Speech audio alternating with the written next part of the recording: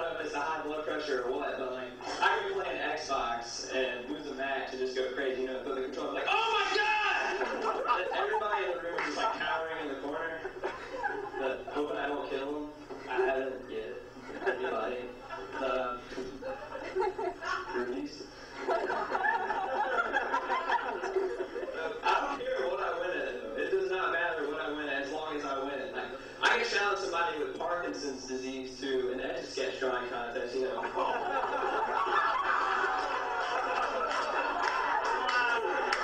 drew a house. What'd you draw? I can't stop erasing it.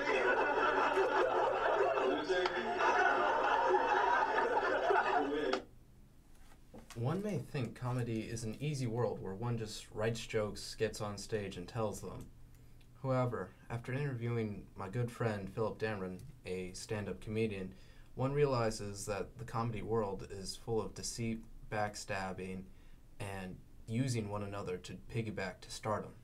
Phil got his motivation from something we all seek, wanting to be a star. I wanted to be famous. I always wanted to be famous. I don't even know why, just because. And all of a sudden one day I saw a video of Daniel Tosh and he really made me laugh, and I was like, wow, I can do similar stuff and make other people laugh and be happy. After doing about 6 months worth of comedy, Phil enters a comic contest where he attempts to persuade audience members to vote for him to move on to the next round. I got to the second round.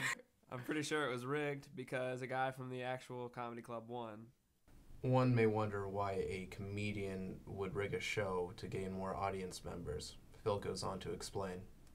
Well, if you have a comedian who feels like he's underdeserved and that he feels like he should be more famous than he is, then those veterans like that haven't made it yet, and they see these young upstart comedians, they'll treat them pretty poorly.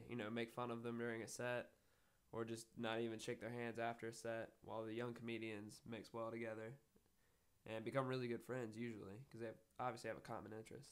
Some comedians, they get talked about behind their back. Yeah, they can by the younger comedians who feel like they're old and washed up and they shouldn't be there.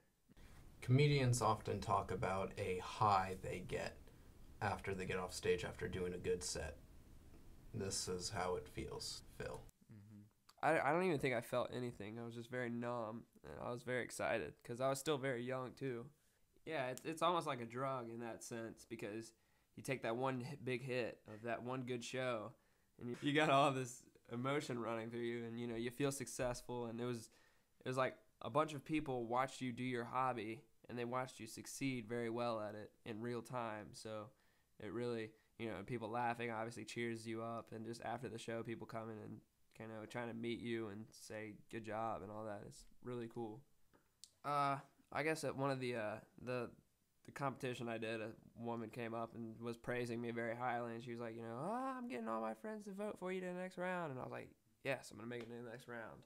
And I did that night. After over 15 months of doing comedy, Phil finally just gets on stage and quits. He tells us what caused him to quit.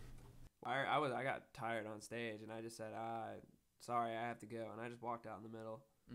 Didn't really matter. It was an open mic night, but still, I just had enough.